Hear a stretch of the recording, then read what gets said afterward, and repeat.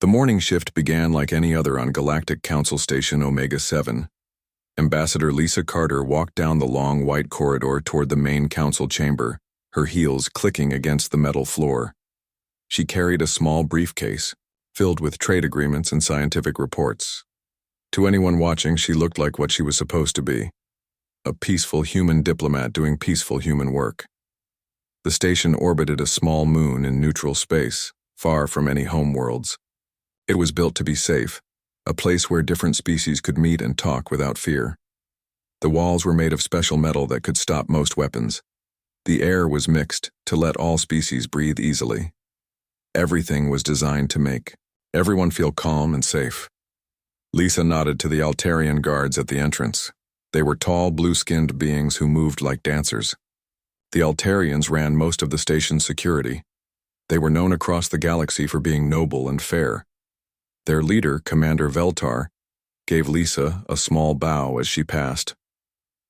"Good morning, Ambassador Carter," he said in his musical voice. "The humans are early today, as always." "We like to be prepared," Lisa replied with a smile. It was true. Humans had built a reputation for being organized and punctual. The other species found it amusing how humans always arrived exactly on time and brought detailed notes to every meeting. Inside the chamber, delegates from 12 different species sat around a large circular table. The room was huge, with a domed ceiling that showed the stars outside. Each species had their own section with chairs and desks made for their body types. Lisa took her seat between the Centaurian delegate and the Zephyrian representative. The Centaurians looked like large, wise elephants who spoke in slow, thoughtful sentences. The Zephyrians were insect-like beings who shared thoughts through their hive mind. Both species were much older than humanity and had been part of the galactic community for thousands of years. "The humans smell different today," whispered Zektar, the Zephyrian delegate. His compound eyes looked at Lisa with curiosity. More alert, more focused. Lisa pretended not to hear. She had learned long ago that many species had better senses than humans. They could smell emotions, hear heartbeats, or sense electrical fields. It made lying difficult, but humans had gotten good at controlling their responses. Across the room, the Drakmor delegation sat in their special heated section. They were large reptilian beings with sharp teeth and claws. Their scales were dark green and black, and their eyes were like a snake's. The Drakmor were known as the galaxy's premier warriors. They had conquered dozens of worlds before joining the galactic community. Their leader, Ambassador Sektar, was looking at Lisa with what might have been amusement. He was 8 feet tall and weighed over 300 pounds. His voice was deep and rough when he spoke. "The little humans are here to discuss trade routes again," he said loudly enough for everyone to hear. "Perhaps they will show us more pictures of their flowers and peaceful cities." Some of the other delegates made sounds that might have been laughter. Lisa kept her expression neutral, but something flickered behind her eyes for just a moment. It was gone so fast that only the most observant beings might have noticed. The meeting began with routine business. The Altarians presented security reports. The Centaurians shared philosophical discussions about peace and understanding. The Zephyrians talked about their latest scientific discoveries. Everything was calm and orderly. When it was her turn, Lisa stood and activated her holographic display.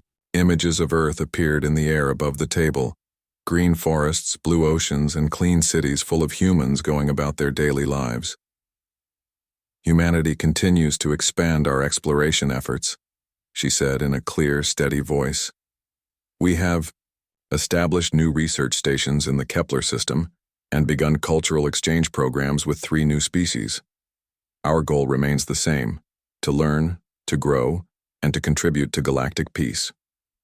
The display showed human scientists studying alien plants, human doctors treating sick aliens, and human engineers building schools on distant worlds. It was a perfect picture of a species dedicated to helping others and seeking knowledge. "Very impressive," said the Centaurian delegate, Elder Morden. "Humanity's peaceful nature continues to inspire us all." "Indeed," agreed Commander Veltar. "In 50 years of contact, humans have never started a conflict or broken a treaty. Such dedication to harmony is rare. Sektar made a noise that sounded like a growl mixed with laughter. Harmony, peace.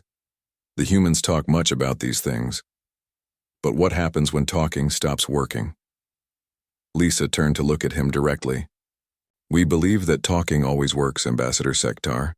There is no problem that cannot be solved through understanding and cooperation. How wonderfully naive, Sektar replied. His forked tongue flicked out briefly. The galaxy can be a dangerous place, little human. Soft species do not survive long when real threats appear. Perhaps, Lisa said quietly. But we prefer to think that intelligence and wisdom are stronger than claws and teeth. The other delegates nodded approvingly. This was exactly what they expected from humans. Thoughtful, peaceful responses to aggression. It was one of the reasons humans were so well liked in the galactic community. They were seen as the perfect example of a species that had evolved beyond violence.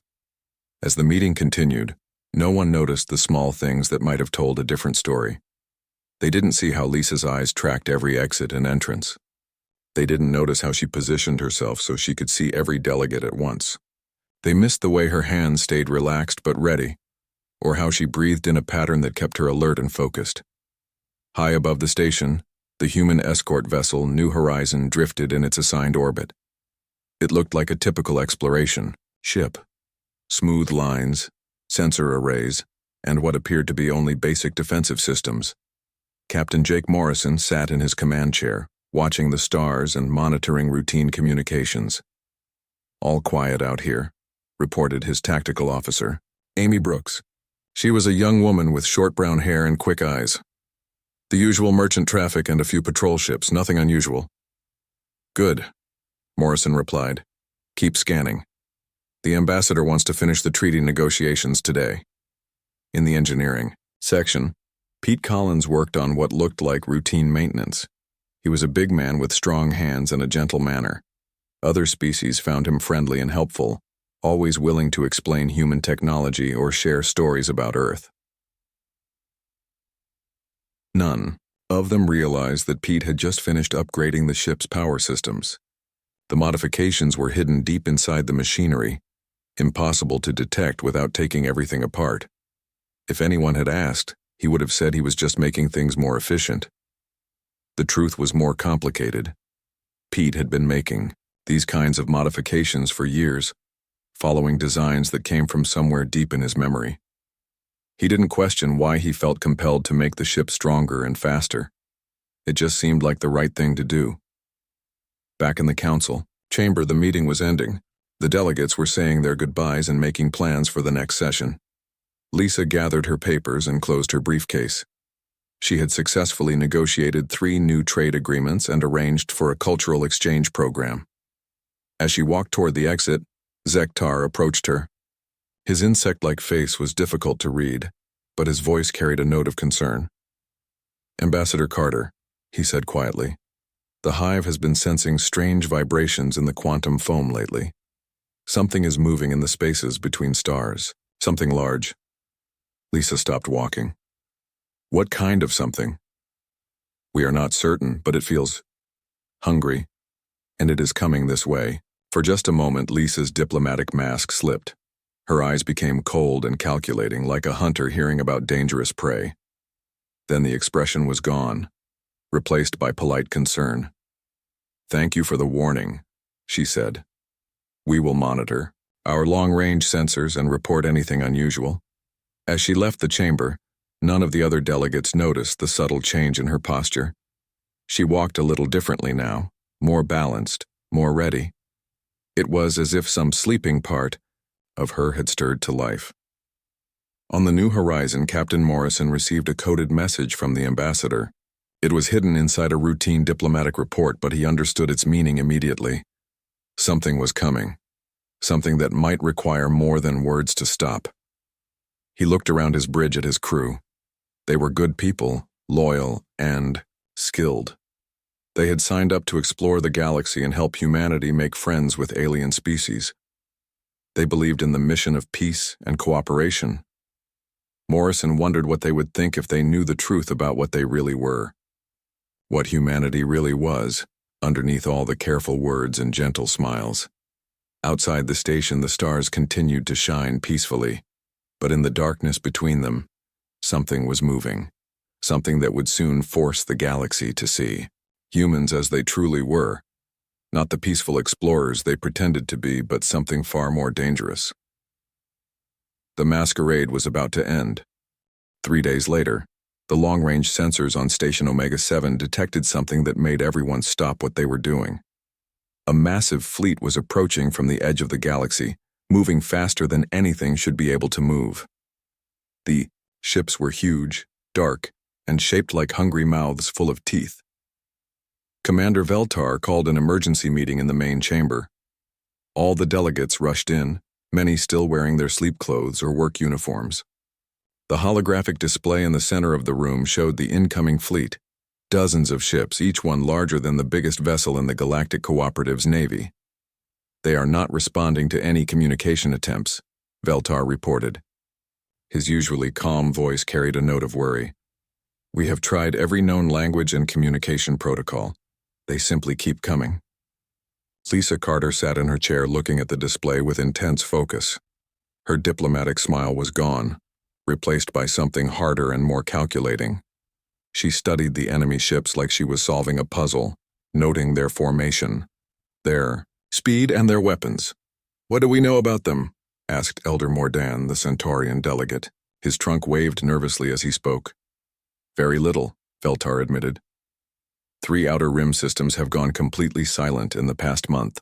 When our scouts investigated, they found nothing. No planets, no debris, no energy signatures. Just empty space where entire star systems used to be. The room fell silent. The idea of something that could destroy entire star systems was terrifying to species that had known peace for generations. Many of the delegates began whispering among themselves in their native languages. Zektar, the Zephyrian representative, suddenly went very still. His compound eyes became unfocused as he connected with the hive mind. When he spoke, his voice carried the weight of millions of connected thoughts. The hive has a name for them, he said quietly. In the deep memories of our oldest queens, they are called the Devourers. They came from beyond our galaxy long ago before the cooperative was formed. They consume everything. Planets, stars, entire civilizations. They leave nothing behind. That is impossible, said Sektar, the Drakmor ambassador. But even his confident voice sounded uncertain. No species could destroy star systems. The energy requirements alone would be... He stopped talking as new data appeared on the display. The sensor readings showed energy signatures that were off the charts. Each Devourer ship contained more power than most species use to run their entire homeworlds. Lisa stood up slowly. When she spoke, her voice was different than it had been in previous meetings. It was colder, more direct, and carried an authority that made everyone listen. How long until they reach the station, she asked. 18 hours, Veltar replied. Maybe less if they maintain their current acceleration. What about evacuation? Lisa continued. How many ships do we have available? Not enough, admitted the Altarian commander. The station holds over 50,000 beings from dozens of species. Our transport capacity is perhaps 10,000, and that would require stripping the cargo holds and packing everyone in like supplies. Around the room, delegates began to panic. Some started making urgent communications to their homeworlds. Others began arguing about who should be evacuated first. The careful order of galactic civilization started to break down as fear took over. Lisa watched this chaos with growing disgust. These were supposed to be the galaxy's leaders, the best and brightest of their species. But when real danger appeared, they fell apart like children. Her hands clenched into fists as she fought to control her reaction. On the new horizon, Captain Morrison received the emergency broadcast and immediately called his senior staff to the bridge. Amy Brooks arrived first, followed by Pete Collins and the rest of the crew. Morrison studied their faces as he explained the situation. Hostile fleet inbound, ETA 18 hours. Station command is preparing for evacuation. But there aren't. Enough ships were being asked to take on refugees. How many can we carry? Asked Amy. Her training kicked in automatically and she was already calculating passenger capacity and life support requirements. Standard procedure would be maybe 200, Pete said. But if we strip out non-essential systems and pack them in, we could probably handle 500. It would be uncomfortable, but survivable. Morrison nodded, but something in his expression suggested he was thinking about more than just evacuation. Procedures.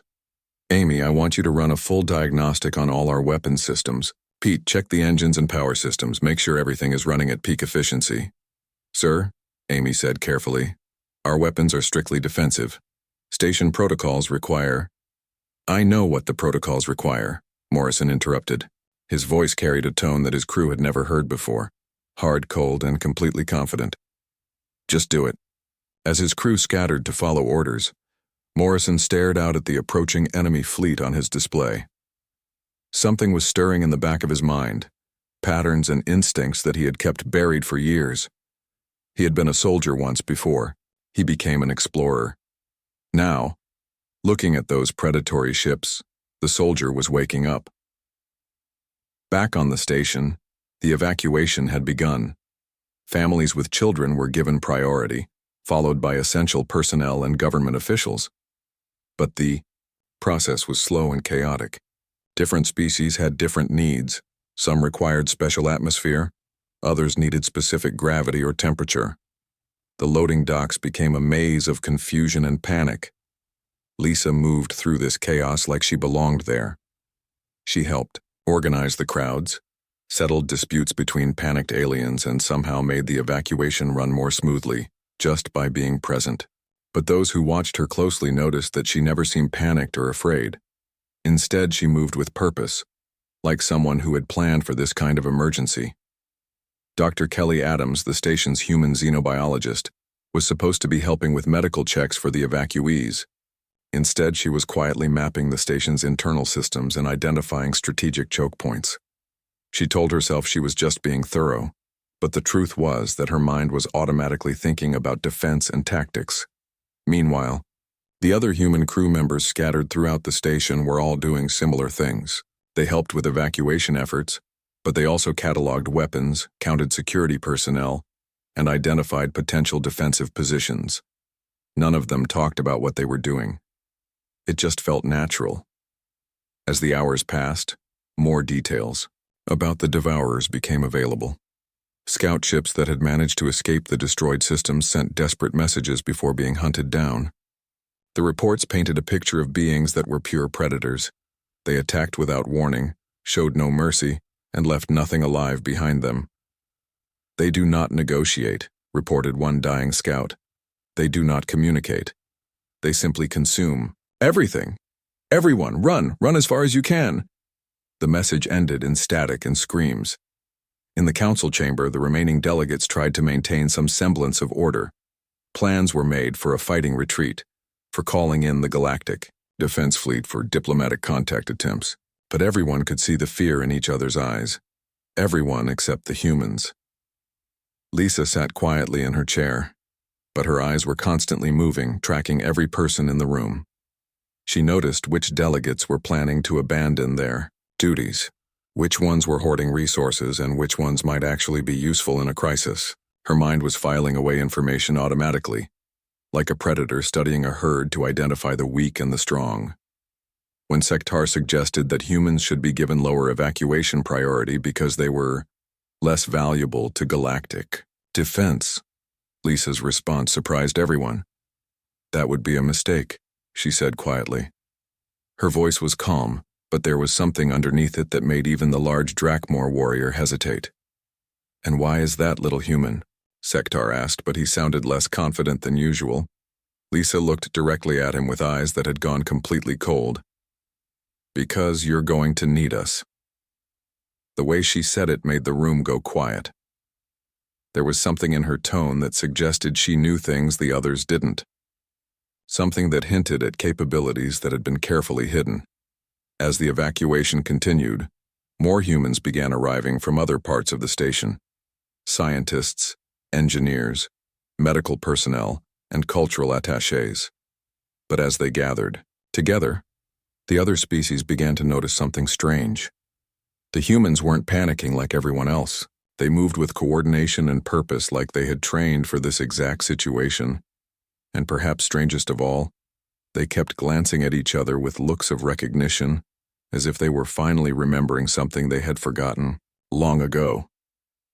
Outside the station, the Devourer fleet continued its approach. Their ships moved in perfect formation, like a pack of wolves closing in on prey. They had consumed hundreds of civilizations across multiple galaxies, and they had never encountered anything that could stop them. They were about to learn that some prey was more dangerous than it appeared. The countdown continued. 12 hours until contact. The first Devourer ships arrived exactly when the sensors predicted they would. They came out of hyperspace like massive shadows, blocking out the stars behind them. Each ship was the size of a small moon, covered in dark metal that seemed to absorb light. Strange symbols glowed along their hulls in patterns that hurt to look at directly. Station Omega-7 shuddered as the alien vessels took positions around it. The station's shields flickered and held, but everyone could see they wouldn't last long against weapons that could destroy star systems. In the command center, Commander Veltar tried one last time to establish communication.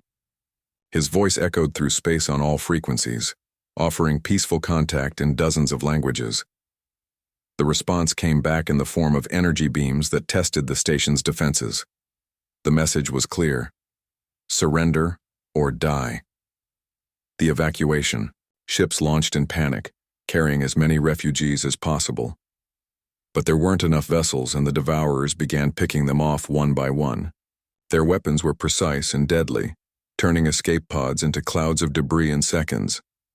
Captain Morrison watched from the bridge of the New Horizon as civilian ships died around him. His hands gripped the arms of his command chair until his knuckles turned white. Something was building inside him, something that had been sleeping for too long. "Sir," Amy Brooks called from her tactical station. "3 evacuation ships are under attack. They're requesting immediate assistance." Morrison looked at the tactical display. The nearest evacuation ship was a Centaurian vessel carrying over 1,000 refugees, including children. Devourer fighters were closing in for the kill. The ship's weak shields wouldn't last another minute. "Take us in," Morrison ordered. "Sir, our weapons are defensive only. We're not equipped for—" "Take us in," Morrison repeated, and this time his voice carried an authority that made Amy's protests die in her throat. There was something different about the captain now, something that made her instincts tell her to obey without question. The New Horizon accelerated toward the battle, its engines pushing beyond their supposed limits. Pete Collins had been busy in engineering, and the ship now had capabilities that weren't in any official specification. As they closed with the enemy fighters, Amy prepared to fire their defensive weapons. But when Morrison gave the order to attack, something impossible happened. The New Horizons' weapons weren't defensive at all. They were military-grade pulse cannons that had been carefully disguised as sensor arrays and communication dishes. The first Devourer fighter exploded in a ball of plasma. The second tried to evade, but Amy tracked it with the skill of someone who had been training for this moment her entire life. The third fighter managed to get off a shot at the New Horizon, but the ship's shields held easily. They were much stronger than they appeared. "How is this possible?" Amy whispered as she destroyed the last fighter. "These aren't our weapons, these aren't our shields." Morrison turned to look at her, and she saw something in his eyes that made her step back. They were the eyes of a hunter who had just tasted blood for the first time in years. "They're exactly our weapons," he said quietly. "We just forgot what we were for a while." Back on the station, the situation was getting worse by the minute. The Devourers had begun boarding operations, cutting through the outer hull with tools that melted metal like butter. Their soldiers were nightmares made. Real, tall, thin beings covered in black armor that seemed to move like liquid. They had no faces, just smooth surfaces where features should be. The Altarian guards tried to stop them, but their elegant fighting styles were no match for beings that had perfected the art of killing across multiple galaxies. Within minutes, the outer sections of the station were overrun. Commander Veltar sent out a desperate call for help, but most of the Galactic Defense Fleet was hours away. The few ships that remained in the area were either destroyed or running for their lives. It looked like the station was doomed. That was when the humans stopped pretending. It started with Dr. Kelly Adams in the medical bay. When Devourer soldiers broke through the doors, she was waiting for them. But she wasn't the gentle scientist she had appeared to be. She moved like a dancer, but a deadly one, using medical tools as weapons with frightening efficiency. The first soldier fell with a scalpel in its throat. The second died when she injected it with something that made its armor dissolve. In the engineering section, Pete Collins had barricaded himself in with a group of alien civilians. When the Devourers came for them, they found that Pete had turned the maintenance bay into a death trap. Hidden weapons emerged from the walls. Floor panels became electrified, and the air itself became poisonous to anything not wearing human-made breathing equipment. Throughout the station, other humans were revealing themselves. The cultural attaché, who had given lectures on human art, was now moving through the corridors like a ghost, taking out Devourer soldiers with silent efficiency. The trade representative, who had spent years negotiating cargo manifests, was coordinating a resistance movement with military precision. But it was Ambassador Lisa Carter who showed the other species what humans really were. She had been in the council chamber when the boarding began, along with the remaining alien delegates. When the Devourers broke through the reinforced doors, most of the aliens cowered behind their desks or tried to surrender. Lisa stood up slowly, her diplomatic briefcase in her hands. When she opened it, instead of trade agreements and cultural reports, it contained weapons that none of the other delegates had ever seen before. They were sleek, deadly, and obviously designed by someone who understood killing on a professional level. "Ambassador Carter," stammered Elder Mordan. "What are those?" "Tools," Lisa replied, her voice now completely different from the gentle diplomat they knew. "The same tools we've always carried. We just never told you what they were for." The first Devourer soldier through the door was 8 feet tall and moved with the confidence of a being that had never met its match. Lisa shot it 3 times before it hit the ground. The second soldier tried to take cover, but Lisa was already moving, flowing around its position like water finding the lowest path. The other delegates watched in shock as their peaceful human ambassador systematically destroyed an entire squad of soldiers that had been terrorizing the galaxy for eons. She moved with a speed and precision that seemed impossible for someone who had spent years discussing trade routes and cultural exchanges. But what terrified them most wasn't her skill with weapons. It was the look in her eyes. Lisa Carter wasn't afraid. She wasn't angry. She was focused, calm, and completely in control. She looked like someone who had been waiting her entire life for this moment. When the last Devourer soldier fell, Lisa turned to face the alien delegates. They pressed themselves against the far wall, suddenly seeing her as something completely different from what they had believed. "The evacuation ships are being destroyed," she said in a matter-of-fact tone. "The station's defenses are failing. We have maybe 30 minutes before this place is overrun completely." "What do we do?" whispered Zektar, his compound eyes wide with terror. Lisa smiled, and it was nothing like her diplomatic smile. This was the smile of something that had just realized it was no longer prey. "We fight back," she said simply. "We show them what humans do when someone threatens our pack." She touched a communication device that had been hidden in her jacket. Throughout the station, other humans received the signal. The masquerade was over. The pretense was finished. After 50 years of playing the role of peaceful explorers, humanity was about to remember what it had always been. The other species were about to learn that Earth hadn't sent diplomats and scientists to explore the galaxy. They had sent apex, predators who had learned to hunt in groups, and now the hunt was beginning. Outside the station, more Devourer ships were arriving. They had conquered hundreds of worlds and destroyed entire civilizations. They had never encountered real resistance, never faced an enemy that fought back with intelligence and coordination. They were about to discover what happened when apex predators stopped hiding and started hunting. The galaxy was about to understand that humans had never been the peaceful species they pretended to be. They were something much more dangerous, killers who had learned to cooperate. What happened next would be talked about in galactic history classes for centuries to come. It was the day the universe learned that some species are born to hunt and humans had simply been hunting in a way no one else understood. Within minutes of Lisa Carter's signal, every human on the station transformed. They moved with a coordination that should have been impossible for people who supposedly worked in different fields. The xenobiologist knew exactly how to support the engineer. The cultural attaché understood the ambassador's tactical plans, without being told. They functioned like a single organism, with many parts.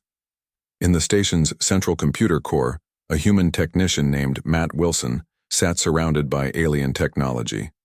For 3 years, he had been the friendly computer expert who helped other species with their technical problems. Now he was something else entirely. His fingers flew across control panels as he accessed systems that were supposed to be sealed. Security protocols that had taken the galaxy's best minds decades to create were broken in minutes. Matt wasn't just good with computers. He was a specialist in electronic warfare who had been studying alien technology for years, learning every weakness and vulnerability. "Network infiltration complete," he reported through his hidden communication device. "I have control of all station systems, and I'm patched into the Devourer command network." Across the station, other humans received tactical updates that appeared on devices none of the aliens had ever seen. The humans had been carrying military-grade equipment disguised as everyday items for decades. Their briefcases contained weapons. Their medical scanners were actually target acquisition systems. Their scientific instruments could jam enemy communications or overload enemy weapons.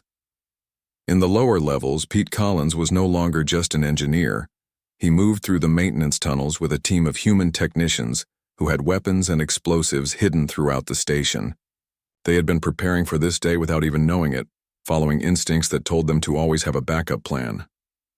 "Charges are in place," Pete reported as he attached the last explosive device to a critical support beam. "If we need to take down sections of the station, we can do it." "Understood," Lisa's voice came back through his earpiece. "Are the civilians secure?"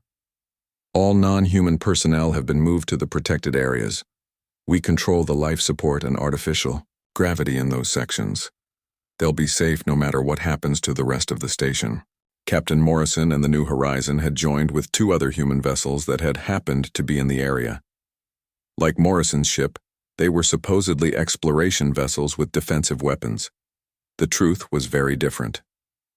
The 3 ships moved in perfect formation, attacking the Devourer fleet with tactics that seemed to come from nowhere. They didn't fight like the other galactic species who preferred head-on battles with lots of firepower. Instead, they hunted their enemies like wolves hunting deer.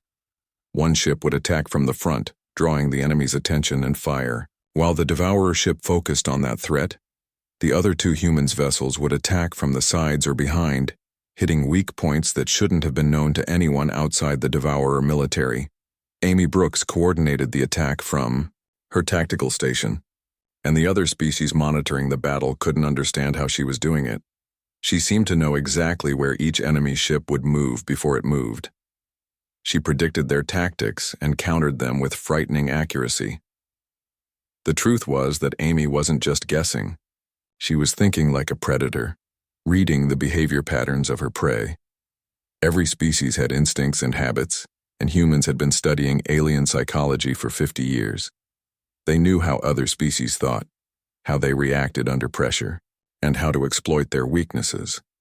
The Devourers had conquered hundreds of worlds, but they had never faced an enemy that understood them so completely. Their standard tactics, which had worked against every other species, were useless against opponents who had spent decades learning how to kill efficiently. On the station, the alien delegates watched the battle through the main display with growing amazement and terror. The humans were winning. Not just surviving, but actually winning against an enemy that had destroyed entire star systems.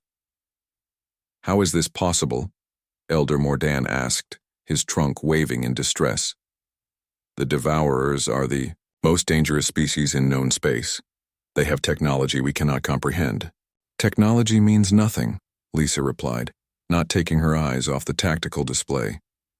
"They're good at destroying civilizations that stand still and fight fair. But they've never met a species that hunts back." Zektar, the Zephyrian delegate, was receiving reports from his hive mind. The news was disturbing. The Hive has been reviewing all our interactions with humans over the past 50 years. We have been blind. Every human we met was gathering intelligence. Your scientists were studying our weaknesses. Your diplomats were learning our psychology. Your engineers were mapping our technology. We weren't spying on you, Lisa said, and there was truth in her voice. We were doing what we always do. We were learning about our environment. It's just that for a predator species, everything is part of the environment. The implications of her words hit the alien delegates like a physical blow. Humans hadn't been pretending to be peaceful. They had been peaceful, in their own way. But their idea of peace was the peace of apex predators who had no natural enemies.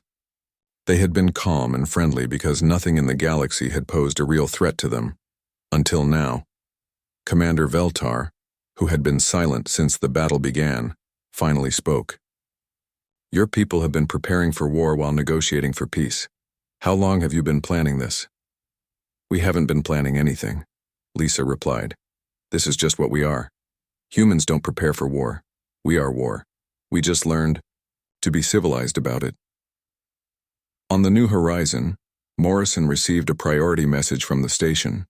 The Devourers were sending boarding parties to the lower levels, trying to capture the reactor core. If they succeeded, they could overload it and destroy the entire station along with the thousands of refugees still aboard. Pete, can you stop them? Morrison asked through the communication system. Already on it, Pete replied from somewhere deep in the station's tunnels, but I'm going to need some help. These aren't ordinary soldiers. Morrison looked at his crew. They were good people who had signed up to explore the galaxy and make peaceful contact with new species. But now they needed to become something else. Amy, take command of the ship. Keep hitting those Devourer cruisers. Don't let them concentrate their fire on the station. Where are you going? Amy asked, though she already knew the answer. Hunting, Morrison replied. And the word carried a weight that made everyone on the bridge understand exactly what he meant. Morrison and a team of human crew members took a shuttle to the station. As they docked, they could hear the sounds of battle echoing through the corridors. The Devourers had brought their best soldiers, beings that had been bred for war across multiple galaxies. They were about to meet beings that had been bred for war across millions of years of evolution. The humans moved through the station like ghosts, using passages and access routes that only they seemed to know about.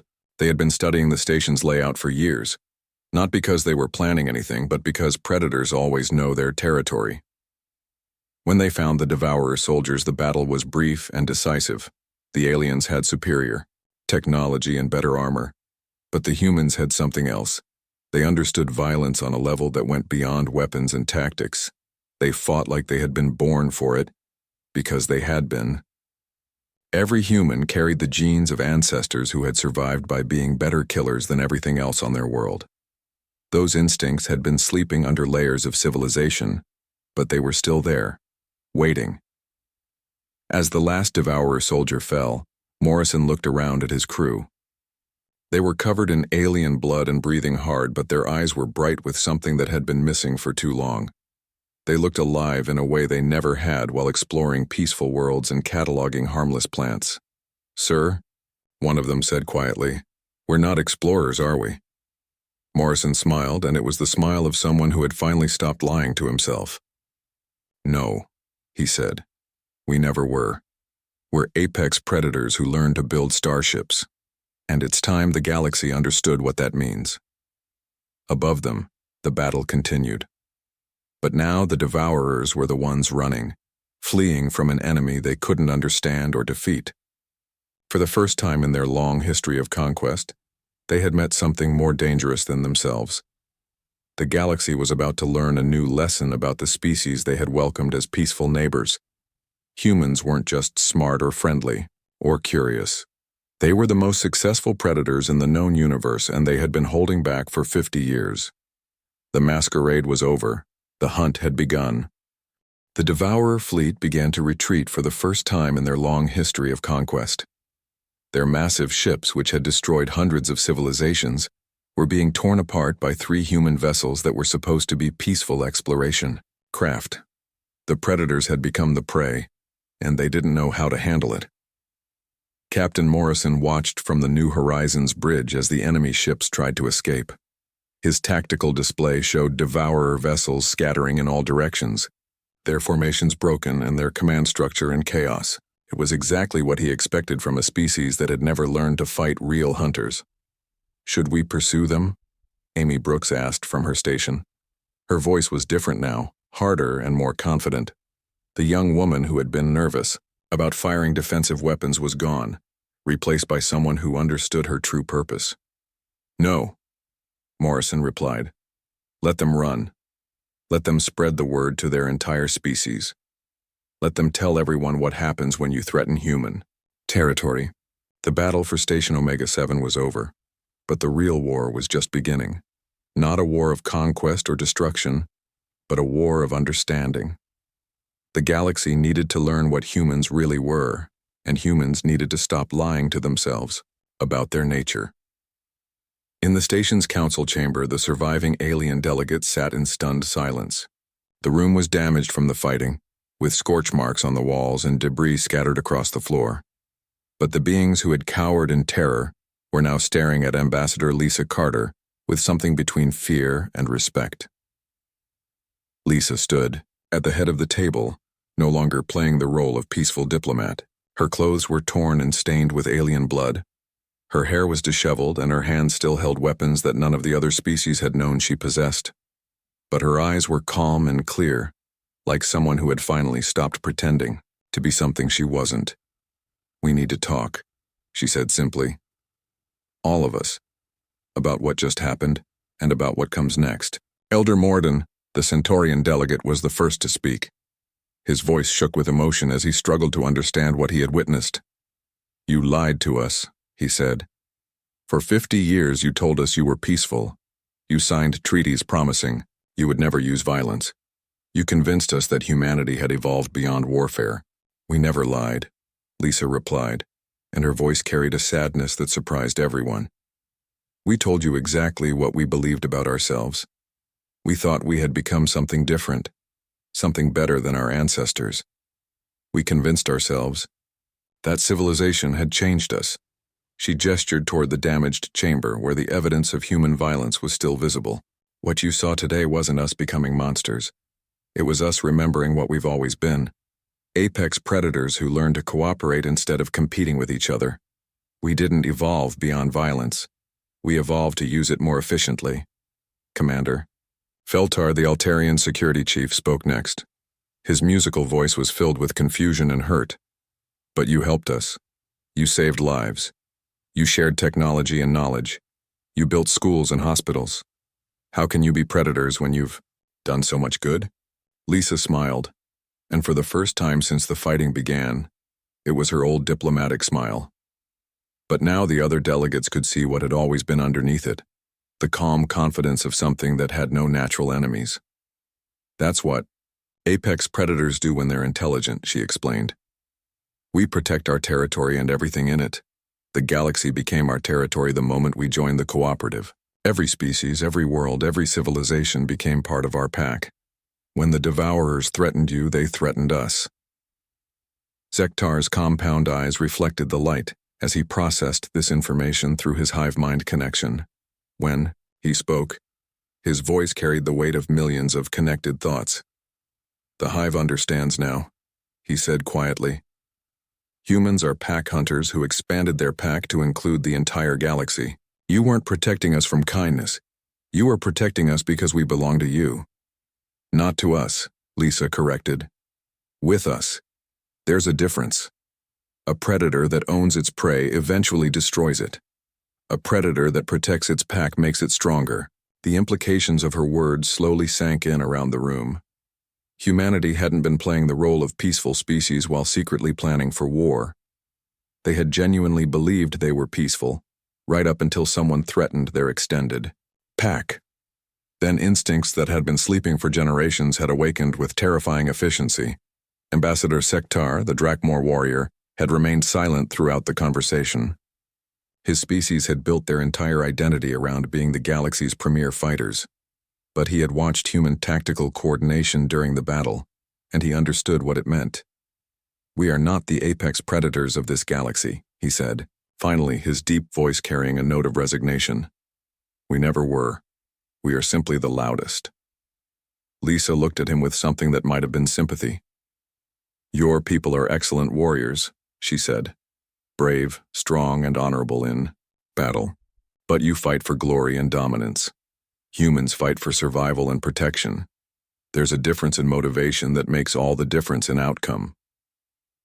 Over the next several hours, as damage reports came in and rescue operations continued, the full scope of human capabilities became clear.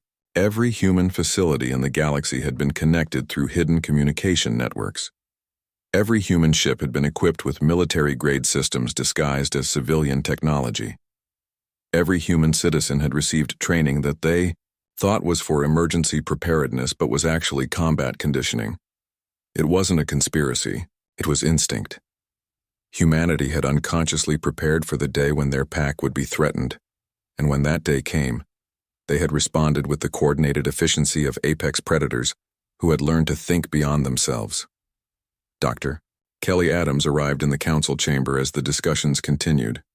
She had spent the battle turning medical supplies into weapons and treating wounded civilians with equal skill. Now she carried a data pad filled with information that would change everything. "I've been analyzing devourer biology and technology," she reported. "They're not invincible.